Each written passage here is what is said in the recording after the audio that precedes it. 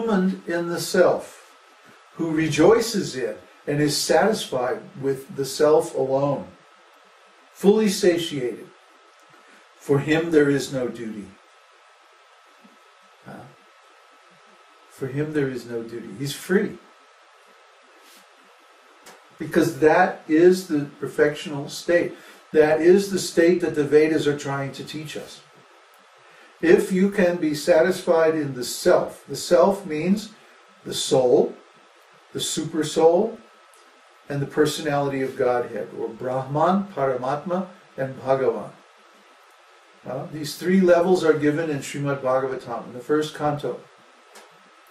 That self-realization is three types. Brahmeti, Paramatmeti, Bhagavan iti shabdyate. And it's called Brahman realization, Paramatma realization, and Bhagavan realization. These three levels are there. Brahman realization means what we were talking about, contemplating your consciousness, understanding who you really are. That I'm a spirit soul, I'm pure consciousness. Paramatma realization means understanding Antaryami, the Lord in the heart. That He is present within us. When you look outside through the senses, what do you see? You see the material energy, the material world, material qualities, material actions, and so on. But when you look within, what do you see? Well, when you first start looking within, you just see darkness, blackness, nothingness. But if you penetrate deeply enough, you will encounter the Supersoul, Paramatma, Antaryami, Garbhodakshaya Vishnu. Okay? He is within the heart. He is called the localized aspect of the Supreme. And He expands Himself everywhere, even within every atom. So try to understand, God can expand Himself unlimitedly, and yet He doesn't reduce in potency. This is the subject of the first mantra of Sri Ishopanishad.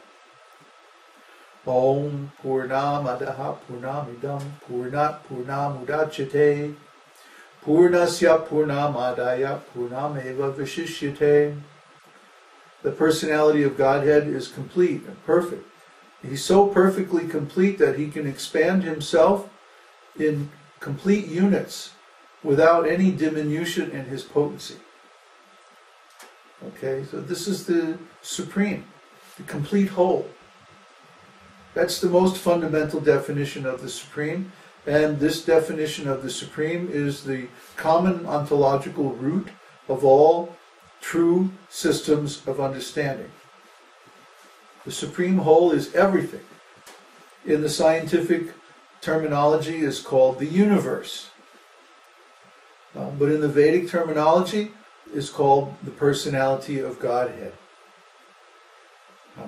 And Om, the pranava, or the root or seed syllable of the Vedas, symbolizes this complete whole, the concept of everything that is or could be or ever was or will be. That's one or a very, very fundamental understanding of the Supreme. But the Supreme, being unlimited, can create more entities just like Himself without any reduction in His transcendental potency.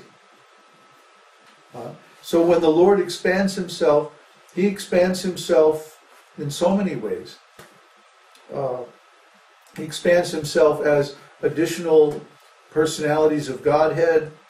He expands Himself as the spiritual energy, as the material energy, as the jiva souls, as the demigods, the material elements, and so many other ways. And He also expands Himself as super soul within all of His energies. So He's everywhere. He is everywhere in His original form and with His complete potency. God is omnipotent, omnipresent, and omniscient.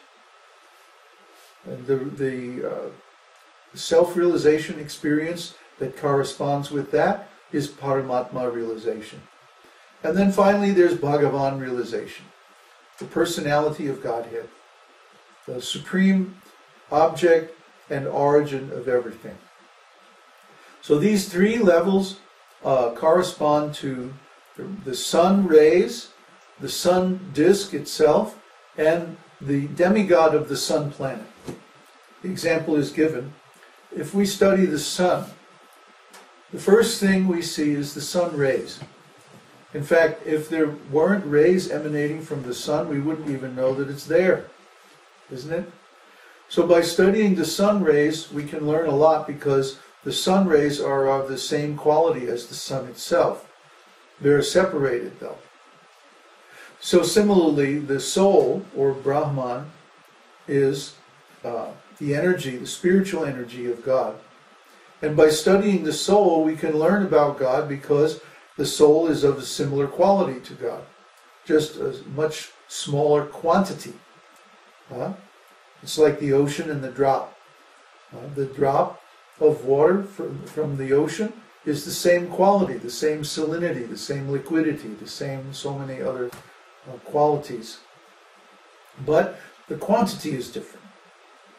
One drop is infinitesimal compared with the ocean. It's unlimited. So the soul is infinitesimal compared with the unlimited personality of Godhead, but still similar in quality. So by studying Brahman, by studying the soul, we can know something about God. And the next stage is Paramatma. Paramatma, in our analogy, is like studying the sun disk. We studied the sun rays, we understand the quality, and then we go looking for, well, where is the source? Where is the ocean? If this is the drop, where is the ocean? If this is the ray, then where is the source of emanation of this ray? So then we go to study the sun disk. It's like studying the Paramatma within the heart. He is the origin of the soul. So he is the ocean of spiritual energy, the unlimited source. Finally, if we go, actually travel to the sun planet, and we enter the sun planet, then we can meet the demigod of the sun, the personality who controls the whole thing. The sun is such a huge, amazing, powerful source of energy. Do we think that this is going on without somebody controlling it? That's nonsense. That's madness. The scientists are crazy. They're just like, batshit nuts. I mean, really, they're just crazy that they could think that something as powerful as the sun doesn't have any controller. It's just operating according to chance. This is nuts. Ask you, Mr. Scientist, does your laboratory operate by chance? Or is it that every single experiment, every single instrument in your laboratory is controlled directly by you or one of your assistants? Isn't it? Do any of these instruments operate all on their own? Let's say you have a little atomic reactor in your laboratory. Does it just operate by chance? Of course they have to admit, no, I control every single instrument in my laboratory. Mr. Scientist, you just proved yourself wrong. Because if your little nuclear reactor in the corner of your lab requires so much instrumentation and so much expert technicians to operate it, did you see that film, Dr. No? It's so funny.